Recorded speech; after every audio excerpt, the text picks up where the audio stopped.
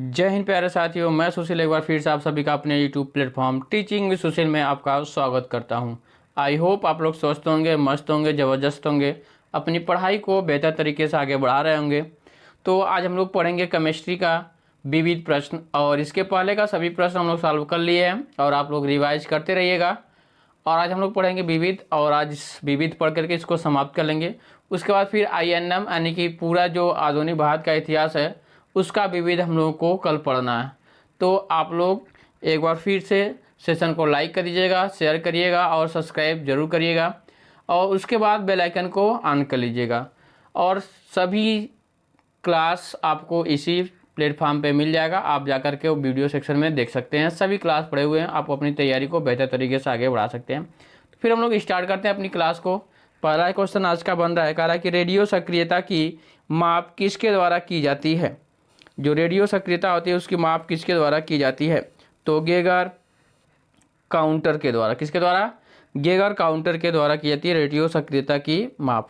अगला करा कि सबसे अधिक दहनशील गैस कौन सी है, तो सबसे अधिक गैस दहनशील गैस कौन सी है भाई, तो हाइड्रोजन है। कौन सी है?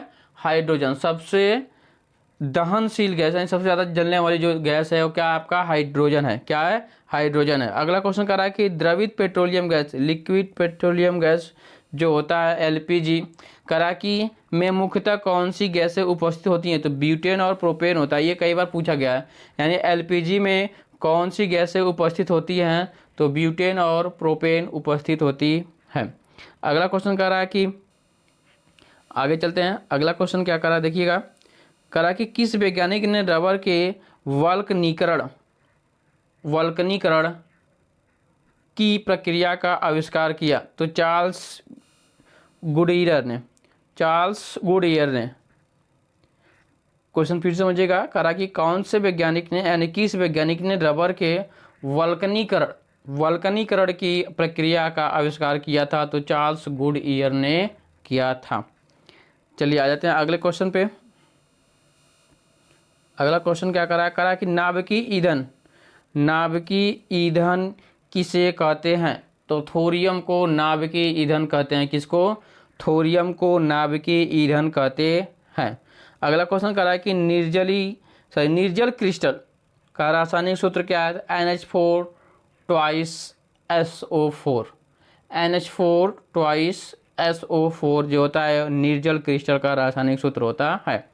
अगला क्वेश्चन कर रहा है कि N2 और H2 द्वारा अमोनिया बनाने की हाइबर विधि किस उत्प्रेरक का प्रयोग किया जाता है, तो लोहा का। किसका भाई? तो लोहा का प्रयोग किया जाता है। सामान्य गैस समीकरण क्या है, तो PV बराबर nRT। अभी हम लोग कल इसके पहले जो पढ़े थे वीडियो में, तो PV बराबर nRT यानी कि गैस समीकरण का हम लोग पढ़े थे इसका रूल्स। तो आज फिर वही विविध में पूछ दिया क्वेश्चन कि PV बराबर nRT किसका समीकरण होता है, तो गैस का समीकरण होता है, गैस ही समीकरण जिसे बोलते हैं। कहा कि सोडा वाटर बनाने के लिए किस गैस का प्रयोग किया जाता है, तो कार्बन डाइऑक्साइड का। जो सोडा वाटर बनता है उसमें किस गैस का प्रयोग किया जाता है, तो कार्बन डाइऑक्साइड का किया जाता है। स्टार्च किसका उदाहरण है, तो पॉलीमर का। किसका? पॉलीमर का उदाहरण है स्टार्च किसका उदाहरण है, तो पॉलीमर का। चलिए आ जाते हैं अगले क्वेश्चन पे। देखिए यहाँ से कह रहा है कि प्रायोगिक क्षेत्र एवं अनुप्रयोग, तो एक एक करके देखते हैं हम लोग। कह रहा है कि कार्बन आयु गणना जीवाश्मों की आयु ज्ञात करने में किया जाता है,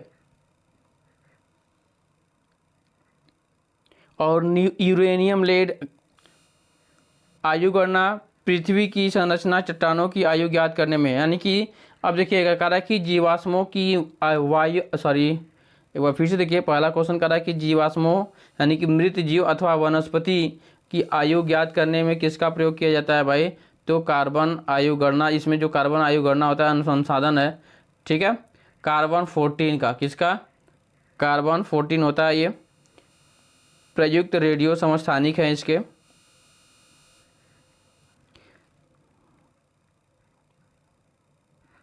चलिए आ जाते हैं आगे। अगला क्वेश्चन करा कि यूरेनियम लेड आयु गणना करा कि पृथ्वी एवं प्राचीन चट्टानों की आयु ज्ञात करने में किया जाता है। और यूरेनियम क्या होता है भाई? यूरेनियम जो होता है और लेड Pb होता है। ठीक है। और अगला करा कि रूबिडियम ट्रांसियम आयु गणना क्या होता है? चट्टानों एवं खनिजों की आयु ज्ञात करने में किया जाता है। चट्टानों एवं खनिजों की आयु ज्ञात करने के लिए किसका प्रयोग किया जाता है? तो रूबिडियन स्ट्रेरियम। ठीक है। और भूगर्भिक चट्टानों की आयु ज्ञात करने में किसका प्रयोग किया जाता है? तो पोटेशियम आर्गन आयु की, पोटेशियम आर्गन। अब आगे आ जाते हैं हम लोग। देखिए यहाँ से चिकित्सा के क्षेत्र में क्या क्या है। कह रहा कि ट्रेसर के रूप में विभिन्न रोगों की जांच में, यानी कि विभिन्न रोगों के उपचार में भी किया जाता है। ट्यूमर की जांच में आर्सेनिक 74 का प्रयोग किया जाता है। थायराइड ग्रंथि की सक्रियता की जांच में आयोडीन 131 का प्रयोग किया जाता है। अल्प रक्तता यानी क्षय रोग टीबी की जांच में फ्लोरीन 59 का प्रयोग किया जाता है। अंगों की संरचना के अध्ययन में टेक्टिनियम 99M प्रयोग किया जाता है। रक्त प्रवाह का वेग मापने में सोडियम का प्रयोग किया जाता है। कैंसर के उपचार में ट्यूमर को नष्ट करने में कोबाल्ट 60 और सीजियम 137 का प्रयोग किया जाता है। अस्थि रोगों के उपचार में फास्फोरस 32 का प्रयोग किया जाता है। और कृषि के क्षेत्र में जो अनाज, सब्जी, मछली आदि को लंबे समय तक संरक्षित रखने के लिए गामा कीड़ों का प्रयोग किया जाता है।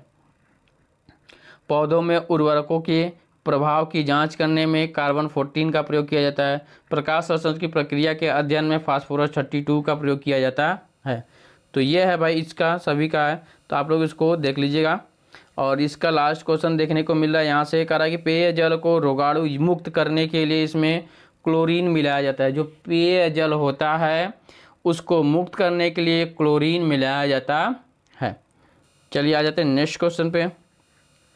कह रहा कि जंग लगने पर लोहे के भार पर क्या प्रभाव पड़ता है? जंग लगने पर लोहे के भार में क्या परिवर्तन होता है? भार घटता है, भार बढ़ता है, भार वैसे ही रहेगा? तो क्या होगा? तो जब देखिए लोहा है उस पर जंग लगेगा तो उसका भार क्या आ जाएगा? बढ़ जाएगा। क्या होगा भाई? भार क्या होगा? लोहे का बढ़ जाएगा। अगला कह रहा कि मूत्रालयों से आने वाली गंध का मुख्य कारण क्या है? मूत्र में अमोनिया की उपस्थिति। क्यों मांगता है भाई? तो जो गंध होती है वह क्यों होती है? तो अमोनिया की उपस्थिति के कारण। कार्बन नैनो ट्यूब्स CNTS का आविष्कार किसने किया था? आईजी मान ने किया था।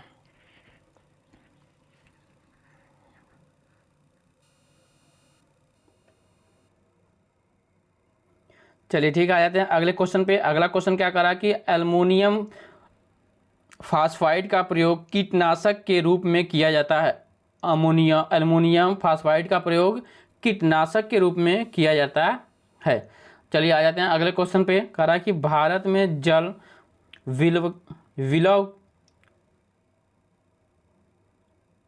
विलवणीकरण, सॉरी थोड़ा सा डिस्टर्ब, आगे देखिएगा। कह रहा है कि भारत में जल विलवणीकरण संयंत्र कहाँ स्थित है? तो लक्षद्वीप में। कहाँ पे? लक्षद्वीप में। कह रहा है कि धूम्र पर्दे, यानी अगला क्वेश्चन है धूम्र पर्दे जिनका प्रयोग युद्ध में छिपने एवं शत्रु को धोखा देने के लिए किया जाता है, किस पदार्थ से बने होते हैं? ये धूम्र जो पर्दे होते हैं जिनका प्रयोग युद्ध में छिपने एवं शत्रु को धोखा देने के लिए किया जाता है, वह किस पदार्थ के बने होते हैं? तो टाइटेनियम ऑक्साइड का बना होता है। किसका? टाइटेनियम ऑक्साइड का बना होता है। आ जाते हैं अगले क्वेश्चन पे। अगला क्वेश्चन कह रहा है कि यशद पुष्प किसे कहते हैं? यशद पुष्प किसे कहते हैं? तो यशद पुष्प जो होता है वह जिंक ऑक्साइड को कहा जाता है। अगला क्वेश्चन कह रहा है कि रेशम किसका उदाहरण है? तो रेशम प्राकृतिक बहुलक है। रेशम कैसा भाई? तो प्राकृतिक बहुलक है।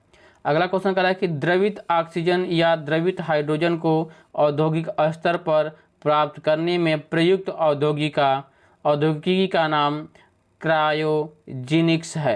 क्या है भाई? क्रायोजेनिक्स है। अगला क्वेश्चन कह रहा है कि पदार्थ यानी कि द्रव्य की वह अवस्था जिनकी निश्चित आकृति और आयतन होता है क्या कहलाती है? तो भाई जिसका आकार और आयतन दोनों निश्चित होता है, क्या होता है? वह ठोस होता है। जिसका आकार और दोनों अनिश्चित होता है, आकार और आयतन दोनों अनिश्चित होता है, वो क्या होता है? गैस होता है। और द्रव क्या होता है भाई? जिसका आयतन निश्चित होता है लेकिन उसका आकार निश्चित नहीं होता है, और जिस बर्तन में डालेंगे उसी के आकार का हो जाता है। तो द्रव का कोई आकार निश्चित नहीं है, तो आप लोगों को ये याद करना होगा। प्रैक्टिकली चीज़ है, व्यवहारिक चीज़ है, इसको तो याद करने की जरूरत ही नहीं, ऑटोमेटिक देख करके आप समझ सकते हैं। चलिए आ जाते हैं अगले क्वेश्चन पे। तो ये इसका आंसर क्या आ जाएगा भाई, ठोस।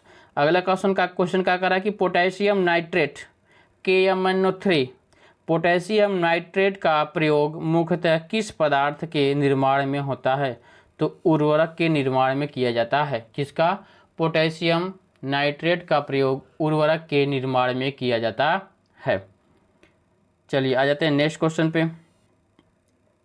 अगला क्वेश्चन देखते हैं यहाँ से। कह रहा है कि सूर्य का निर्माण मुख्यतः किस तत्व से हुआ है? सूर्य का निर्माण मुख्यतः किस तत्व से हुआ भाई? तो सूर्य का निर्माण हाइड्रोजन से हुआ। किससे हुआ? हाइड्रोजन से। तो इसको ध्यान में रखिएगा, सूर्य का निर्माण किसका? सूर्य का निर्माण मुख्यतः हाइड्रोजन तत्व से हुआ है। साबुन बनाने में किस पदार्थ का प्रयोग किया जाता है? तो वनस्पति तेल का प्रयोग किया जाता है। किसका? वनस्पति तेल का प्रयोग साबुन बनाने में किया जाता है। अगला क्वेश्चन करें कि गोबर गैस का मुख्य घटक मेथेन होता है। सभी को पता होगा CH4 मेथेन गोबर गैस का मुख्य घटक होता है। अगला क्वेश्चन कर रहा है कि सिलिकेट, जिसको सिलिका ऑफ मैग्नीशियम के रूप में भी जाना जाता है, प्रचुर मात्रा में पृथ्वी के किस भाग में पाया जाता है? तो भूपर्पटीय भाग में पाया जाता है। जो सिलिकेट होता है पृथ्वी के भूपर्पटीय भाग में प्रचुर मात्रा में पाया जाता है। अगला क्वेश्चन कर रहा है कि पृथ्वी की वायुमंडल में कौन सी गैस पर्याप्त मात्रा में पाई जाती है? तो वायुमंडल में सबसे अधिक क्या है भाई? नाइट्रोजन। ये तो सभी को पता होगा, ये तो सभी को पता होगा, इसको याद कर लीजिएगा। चलिए आ जाते हैं अगला, हरा कशिश। हरा कशिश है भाई, ये क्या होता है? इसका रासायनिक नाम क्या है? फेरस सल्फेट होता है। ये क्या होता है? Ferrous sulphate. फेरस सल्फेट होता है हरा कशिश। अगला क्वेश्चन कर रहा है कि वह गुण जिसके कारण एक ही तत्व कई रूपों में पाया जाता है अपरूपता कहलाता है। क्या कहलाता है? अपरूपता। उसका कोई रूप नहीं है, वो कई रूपों में पाया जाता है, अपरूपता कहलाता है। अगला क्वेश्चन कर रहा है कि चार्ल्स का नियम पदार्थ के किन गुणों के माध्यम मध्य संबंधों को व्यक्त करता है? तो आयतन तथा दाब के मध्य संबंध को व्यक्त करता है। कौन? चार्ल्स का नियम। तो चार्ल्स का नियम जो है, यहाँ से देखिएगा, चार्ल्स का नियम आयतन तथा दाब के मध्य गुणों का संबंध व्यक्त करता है। CNG का पूर्ण रूप, इस टाइम भाई CNG बहुत ज़्यादा वैन चल रही है, 4 व्हीलर है चाहे कुछ भी है, CNG का प्रयोग ज़्यादा चल रहा है। तो इसका फुल फॉर्म क्या होता है? Compressed natural gas. क्या होता है? Compressed natural gas. तो कंप्रेस्ड नेचुरल गैस है ये, इसको आप लोग ध्यान रखिएगा, CNG। चलिए आ जाते हैं अगले क्वेश्चन को देखते हैं। कहा कि परमाणु रिएक्टर का निर्माण सर्वप्रथम किसने किया था? तो एनरिको फर्मी ने किया था। परमाणु रिएक्टर का निर्माण सर्वप्रथम किसने किया था? तो एनरिको फर्मी ने किया था। अगला क्वेश्चन कह रहा है कि रेडियो सक्रियता की खोज किसने की? तो हेनरी बेकलर। ये कई बार पूछा है, रेडियो सक्रियता की खोज इंपॉर्टेंट है, इसको याद करिएगा भाई, कई बार पूछ चुका ये। रेडियो सक्रियता की खोज किसने की? तो हेनरी बेकुरेल ने किया था। चलिए आ जाते हैं अगले क्वेश्चन पे। अगला क्वेश्चन क्या कर रहा है कि महत्वपूर्ण बहुलक क्या है भाई? नायलॉन बहुलक है, उसके बाद उपयोग है। तो अब देख लेते हैं, जो नायलॉन होता है उसका उपयोग क्या क्या होता है? रेसे, प्लास्टिक, टायर, रस्सी बनाने में किया जाता है। जो नायलॉन 6 जो होता है उसका प्रयोग रेसे बनाने में, प्लास्टिक बनाने में, टायर बनाने में, रस्सी बनाने में किया जाता है। और नायलॉन 66 इसका प्रयोग कहाँ होता है? तो ब्रश, संश्लेषित रेसे, पैराशूट, रस्सी तथा दरी बनाने में किया जाता है। बेकेलाइट का प्रयोग कहाँ किया जाता है? तो बेकेलाइट का प्रयोग गियर, सुरक्षा परत तथा विद्युत उपकरण बनाने में किया जाता है। तो ये किसका है? बेकेलाइट का। आगे क्या है आपका? कहा कि मेलामाइन, फॉर्मल्डिहाइड का प्रयोग कहाँ किया जाता है? तो ये प्लास्टिक के रेसिन बर्तन बनाने में किया जाता है। किसके में? बर्तन बनाने में। अगला क्वेश्चन कह रहा है कि पॉली एक्रिलोनाइट्राइल, पॉलीएक्रिलोनाइट्राइल, इसका प्रयोग संश्लेषित रेशे तथा संश्लेषित ऊन बनाने में किया जाता है। अगला क्वेश्चन कह रहा है कि स्टाइरीन ब्यूटाडाइन रबर, इसका प्रयोग कहाँ किया जाता है? ऑटोमोबाइल, टायर तथा चप्पल बनाने में किया जाता है। नाइट्राइल रबर सीले बनाने में, टैंक के अस्तर बनाने में, ये सब इनका प्रयोग किया जाता है। किसका? नाइट्राइल रबर का प्रयोग किया जाता है। अगला क्वेश्चन है पॉलीइथाल एक्राइलेट, फिल्म बनाने में, घर के पाइप तथा कपड़े बनाने में प्रयोग किया जाता है। किसका? पॉलीइथाल एक्राइलेट का। अगला क्वेश्चन कर रहा है कि टेरिलीन क्या होता है? रेसे बनते हैं, बेल्ट बनता है, तार तथा टेंट बनाने में किया जाता है। ग्लिंटर से प्लास्टिक तथा पेंट बनाने में किया जाता है।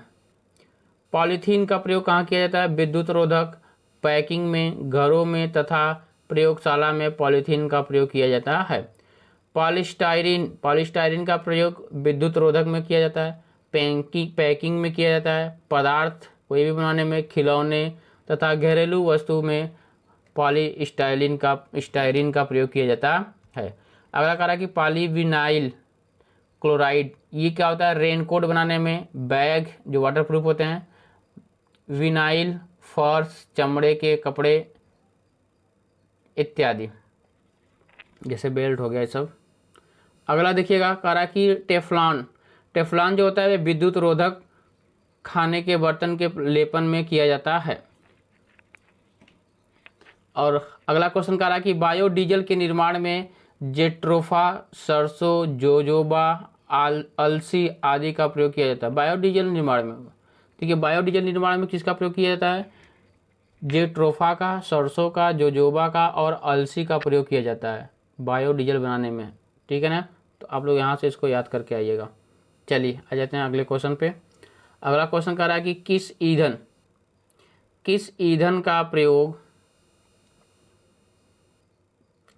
ईंधन का ऊष्मीय मान सर्वाधिक होता है? हाइड्रोजन का।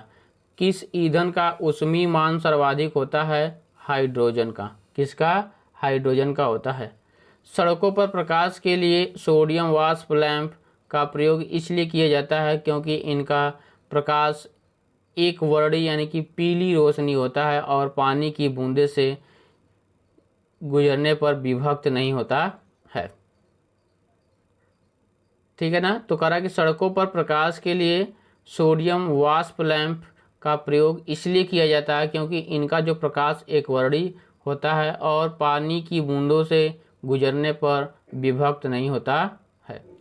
चलिए आ जाते हैं अगले क्वेश्चन पे। कह रहा कि फोटोग्राफी किस रासायनिक यौगिक का प्रयोग किया जाता है? फोटोग्राफी में किस रासायनिक यौगिक का प्रयोग किया जाता है? तो सिल्वर ब्रोमाइड का। किसका भाई? सिल्वर ब्रोमाइड का प्रयोग किया जाता है। आ जाते हैं अगले क्वेश्चन पे। कह रहा है कि यूरिया में नाइट्रोजन लगभग कितना प्रतिशत होता है? तो 47%, कहीं कहीं 46 भी मिलता है आपको। अगला क्वेश्चन कह रहा है कि तंबाकू यानी टोबैको में कौन सा विषा पदार्थ पाया जाता है? तो निकोटीन पाया जाता है। PEM किसका संक्षिप्त रूप है? तो प्रोटीन एनर्जी मालन्यूट्रिशन, ये PEM का फुल फॉर्म है, प्रोटीन एनर्जी मालन्यूट्रिशन। अगला क्वेश्चन कर रहा है कि जल का क्वथनांक अधिक क्यों होता है? क्योंकि इसके अणु हाइड्रोजन बंध से बंधे होते हैं। क्योंकि इसके अणु जो होते हैं वो हाइड्रोजन बंध से बने होते हैं। चलिए आ जाते हैं अगले क्वेश्चन पे। अगला क्वेश्चन क्या कर रहा है भाई, देखिएगा। कह रहा है कि मच्छर रोधी कॉयल में पायरेथ्रियन, एलिथ्रीन आदि रसायन प्रयोग किए जाते हैं, एक बीजी पौधे से प्राप्त होता है।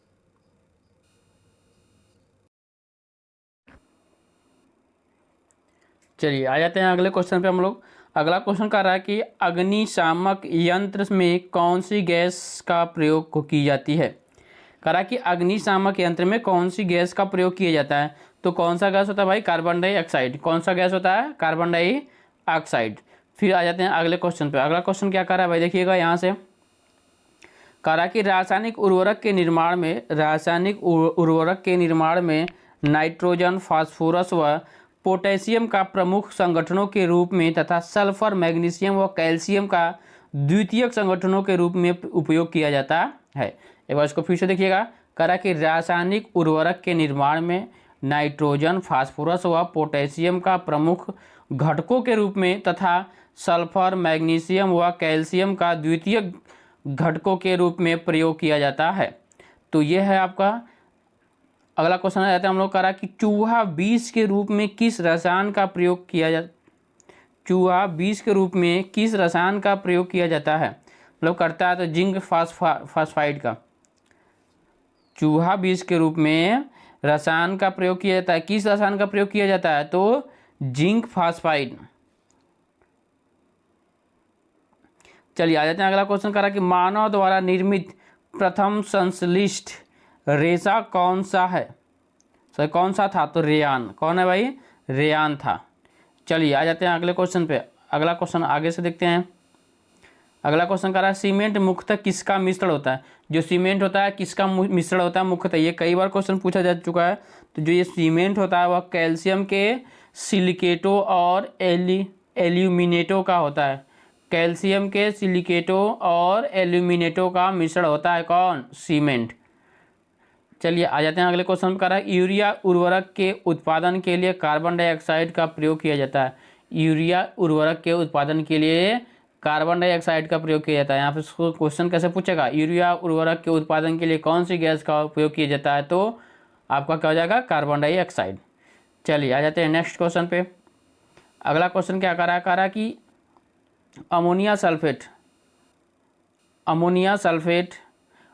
सल्फेट क्या है, तो एक मिश्र उर्वरक है, एक मिश्रित उर्वरक है। क्या है भाई, एक मिश्रित उर्वरक है।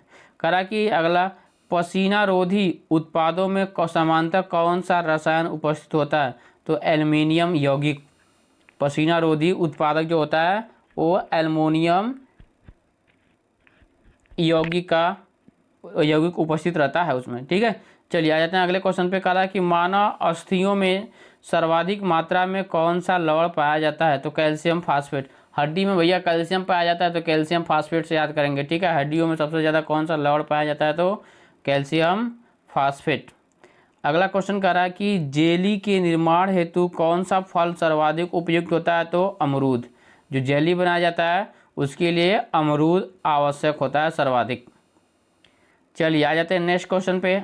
अगला क्वेश्चन कह रहा है कि संयुक्त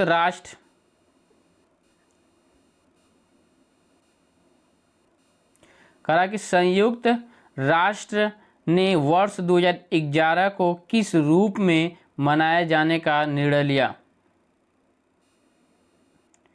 तो अंतर्राष्ट्रीय रसायन विज्ञान वर्ष। संयुक्त राष्ट्र के वर्ष 2011 को किस रूप में मनाए जाने का निर्णय लिया, तो अंतर्राष्ट्रीय रसायन विज्ञान वर्ष। तो अंतर्राष्ट्रीय रसायन विज्ञान वर्ष कब मनाया गया था, शुरू किया गया था, तो 2011 से, ठीक है ना भैया। चलिए आ जाते हैं अगले क्वेश्चन पे। अगला क्वेश्चन कह रहा है कि पादपों की वृद्धि हेतु आवश्यक पोषक, तो हाइड्रोजन आवश्यक है, कैल्शियम है, ऑक्सीजन है, मैग्नीज है, नाइट्रोजन है, कार्बन है, फास्फोरस है, पोटेशियम है, जिंक है, magnesium, sulphur, iron, copper, boron, मलिंडोम और क्लोरीन। ये 16 प्रकार के पोषक तत्व पाए जाते हैं जो पादप में वृद्धि करते हैं। अगला क्वेश्चन कह रहा है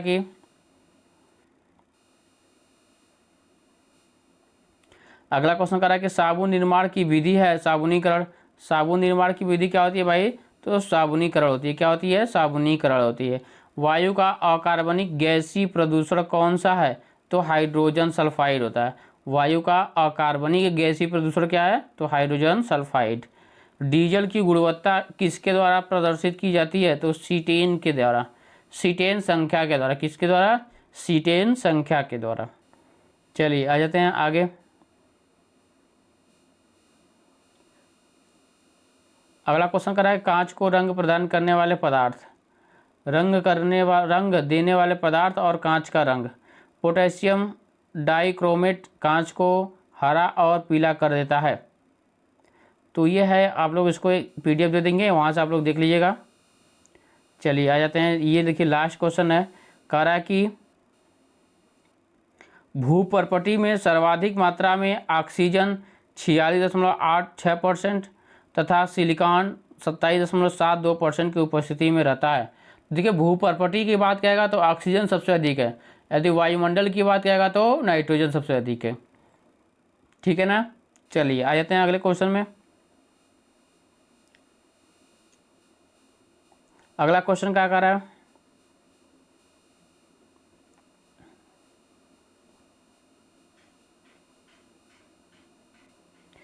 इसका 2 पार्ट कर देते हैं। पार्ट 1 आज कर देते हैं, ठीक है। पार्ट 1 हम लोग आज करते हैं, पार्ट 2 कल कर लेते हैं, वीडियो ज़्यादा लंबा हो जाएगा।